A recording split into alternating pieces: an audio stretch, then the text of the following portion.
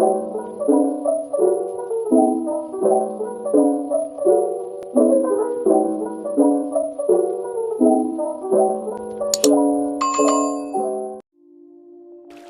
mo ko. Pagkumpirma ni Melo sa dalaga. Lumapit siya rito at niyakap ang tumatangis nitong mga mata. Ramdam niya ang kalungkutang nadarama nito na tila galing sa kaibiyuturan ng puso. Huwag kang mag-alala, nandito na ko. Hindi ako papayag na may manakit sa'yo. Sabi pa niya habang hinihimas ang likod ng dalaga sa pagkakayakap niya rito. Tumugon rin naman ito ng yakap sa kanya ng kay higpit. Kumawala ang dalaga sa pagkakayakap niya. Laking gulat niya nang biglang damyugo ang buong katawan nito hanggang sa naglaho na lang ito at naging purong dugo. Ang dugo ng magandang dalaga ay damaloy sa kanyang tinatapakan sa kahabaan ng kanilang bukirin. Biglang napabangon si Melo sa kanyang pagkakahiga sa papag na sinakinan ng banig at napahawak siya sa gilid na bahagi ng kanyang noo. Panaginip lang pala. Tumayo na siya at nagpunta sa kanilang palikuran upang maghilamos.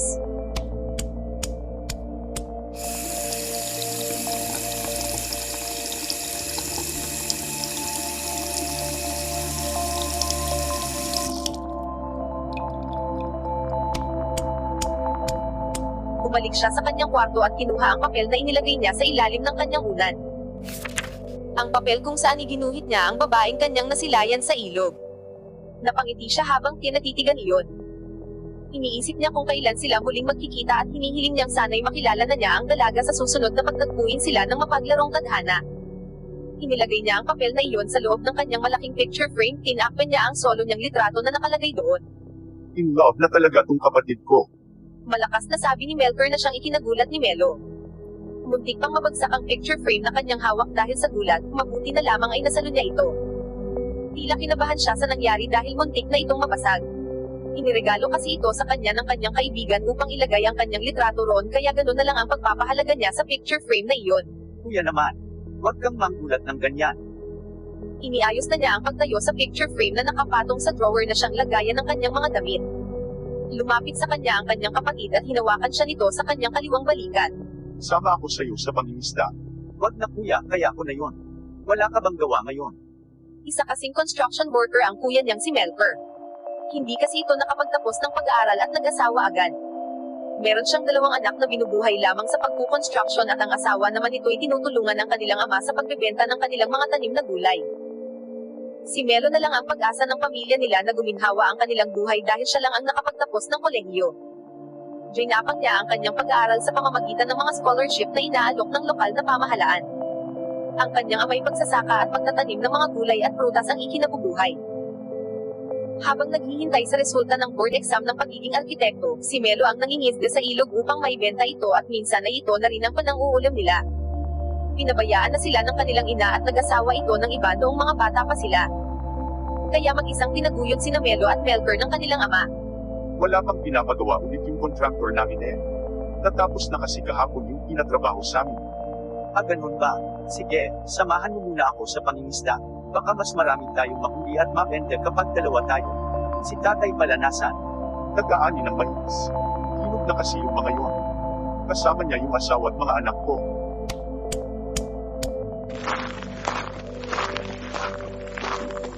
Kinuha ng magkapatid ang kanilang bangka sa kanilang bakuran upang dalhin ito sa ilog para manghuli ng mga isdang tabang, hipon at iba pang pwedeng kainin na matatagpuan doon.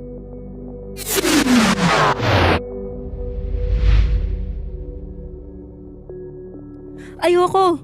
Napabangon si Carmel mula sa pagkakahiga sa kanyang malambot na kama. Umakyat ang kanyang inang si Camille sa kanyang kwarto upang tignan kung anong nangyayari sa anak at napasigaw ito.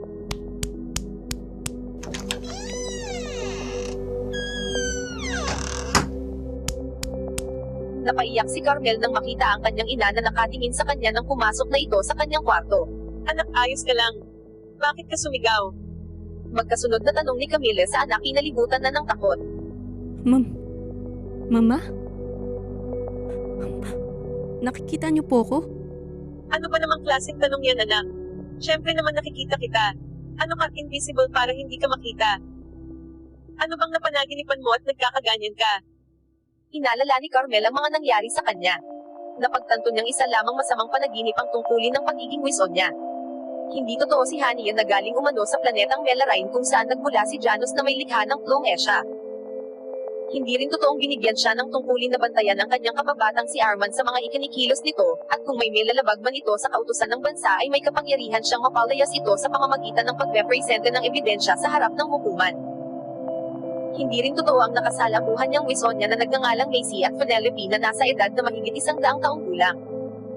Hindi siya makatingin sa kanyang ina, iniisip niya kung bakit parang totoo ang mga naganap sa kanya matapos ang kakilakilabot na pag-amin ng nararamdaman ni Arman. Hindi niya maintindihan ang mga nangyayari. Parang ilang araw nang nakalipas ang pagpunta nila sa lupain ngunit ang katotohanan ay kahapon lang naganap ito. Ma? Ano po bang nangyari sa akin kagabi?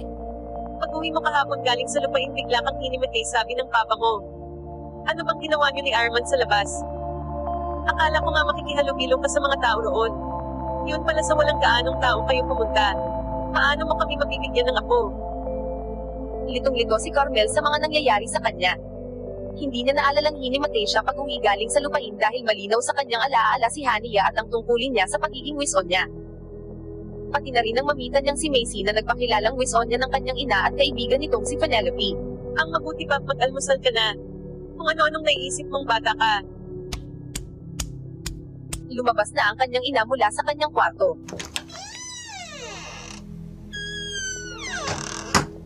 Maya-maya'y lumapit sa kanya ang isa sa kanilang tatlong panyuran. Ang panyuran na ito ay iba sa dalawa pa nilang panyuran na tumutulong sa kanilang gawaing bahay dahil minsan lang ito magpakita sa kanila. Ito ang nagmamatsyag sa pamilya Plum Esha upang bantayan kung sila'y may nilalabag na batas o wala. Gawa rin ito ng mga panyuran mula sa panyuran na ginawa ni Janus noong biniyayaan niya ang ninunong sina Gani at Linang. Ito'y anyong taong gawa sa makina at nakaprogram sa iba't ibang gawain sa kanilang bansa. Paduren, ano bang nangyari? Bakit ako nagkakaganito? Tumayo na siya mula sa kanyang kama at inayos ang kumot niyang nagulo dahil sa kanyang malikot na pagtulog. Ang nangyari sa'yo ay isa lamang babala, Carmel. Sabi ng panyuran. Babala? Bakit? Dahil alam ko ang nararamdaman mo para kay Arman. Nung nagtapat siya sa'yo sa lupain, gusto mo rin sabihin gusto mo rin siya, di ba? So hindi totoo ang mga Wisonya? Warning lang yon? Tama ka. Kaming mga pag-iron din ang nagsisilbing Wisonya na tinutukoy mo. Ako ang nagturong sa'yo ng serum upang makatulog ka at makita ang babala ko sa'yo. Maswerte ka sa iyong panaginip dahil doon ay hindi ka na ipahiyag sa Plum Esha. Ngunit magsilbi sana itong aral sa iyo upang hindi mo sundin ang nararamdaman mo para kay Arman. Nagkakamali ka. Wala akong nararamdaman para kay Arman, lalo pat alam kong second cousin siya ni Papa. Sana may mapangatawanan mo yung sinasabi mo. Alam mo ang akibat na parusa kung mananaig ang nararamdaman mo kaysa sa sinasabi mo. Naglahong parang bula sa liwanag ang panyuran na iyon matapos nitong magsalita sa pagtanggi niya sa sinasabi nitong espesyal na pagtingin sa kababata. Maging siya'y hindi maipaliwanag ang tunay na nadarama ng mga oras na magtapat si Arman sa nararamdaman nito para sa kanya. Hoy, kinakausap kita, Paduren. Bumalik ka!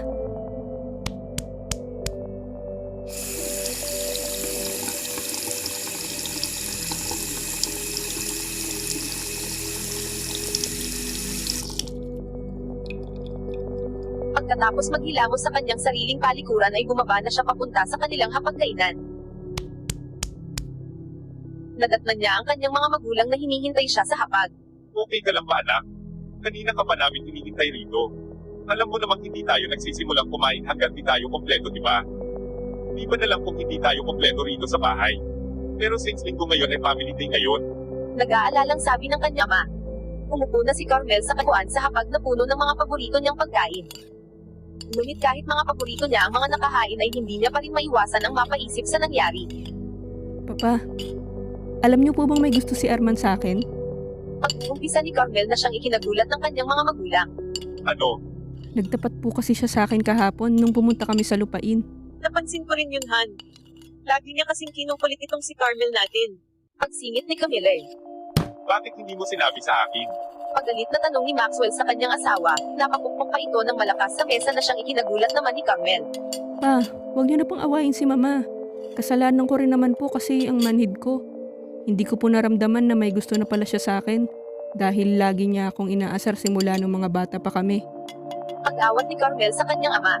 Simula ngayon, hindi na ako papayag na magkita pa kayo ng Arman na yan. Opo pa, naiintindihan ko po. Huwag na po kayong magalit kay Mama. Magbati na po kayo please. Tila hindi tumalab ang paglalamang ni Carmel sa kanyang ama dahil galit pa rin ito sa kanyang ina. Iniisip ni Maxwell na napabayaan nila ang kanilang anak at nailagay nila ito sa kapahamakan. Kung sanang noon pa niya nailayo ang anak kay Arman ay hindi na sana ito nagkaroon ng espesyal na pagtingin sa kanyang anak. Lumipat si Maxwell sa kabilang dulo ng kanilang parihabang lamesa upang malayo sa kanyang asawa. Labis pa rin siyang nakakaramdam ng tampo rito dahil hindi man lang nito sinabi sa kanya na napapansin nitong iba na pala ang intensyon ng pinsan niyang si Arman sa kanyang anak. Sorry na. Huwag ka nang magalit. Pagtingin ng tawad ni Camille sa asawang hindi pa rin umiimik sa kanya habang kumakain. Naging tahimik ang hapag, tanging mga kubyertos lang ang nagdudulot ng ingay sa kanilang paligid. Hanggang sa hindi na nakayanan ni Carmel ang katahimikan. Papa, saan po ba kayo nagkakilala ni Mama? Tanong ni Carmel ngunit hindi pa rin kumibo ang kanyang ama hanggang sa matapos silang kumain. Nagtungo si Maxwell sa kanilang silid-aklatan at malakas na isinara ang pinto.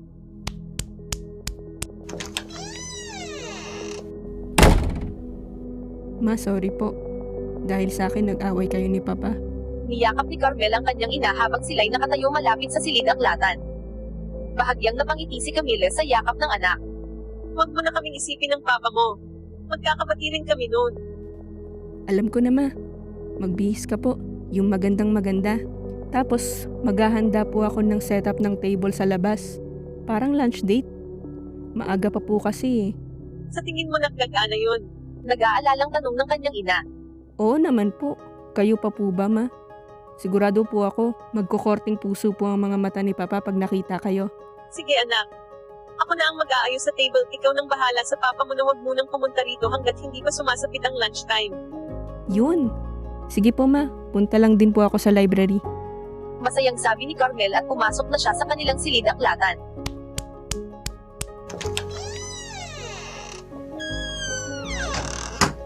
Nagpatulong si Camille sa mga padyere na ayusin at disenyohan ang lamesa sa kanilang likod bahay.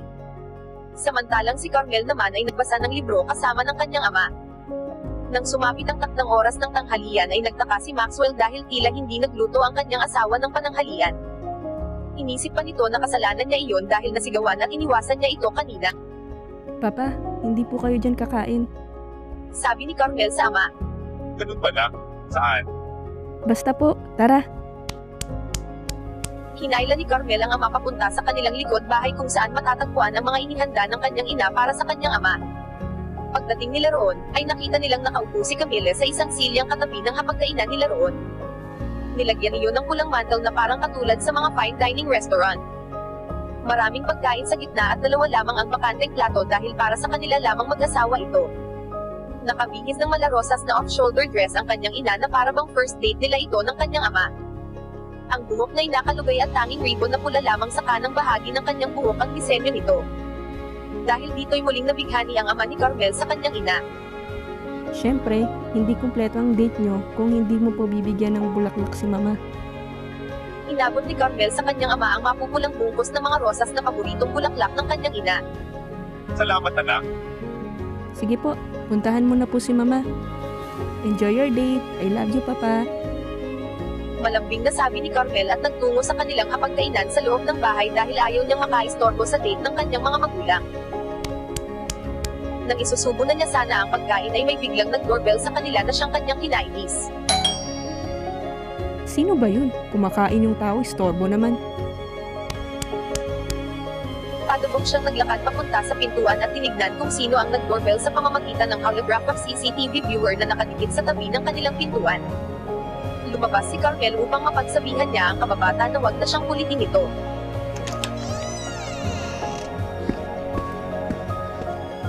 Carmel, buti naman lumabas ka na. May sasabihin ako sa'yo. Bakas ang kaba at pag-aalala sa mukha ni Arman dahil sa ihahatid nitong mensahe sa kanyang sinisintang kababata. Arman, hindi ka na dapat nagpunta rito. Sinabi ko na kay na Papa ang lahat. Hindi na tayo pwedeng magkita. Pakinggan mo muna ako. Nagkaroon ako ng masamang panaginip. Nanganganib ang buhay mo, Carmel. Huwag ka nang lalabas ng lumesya.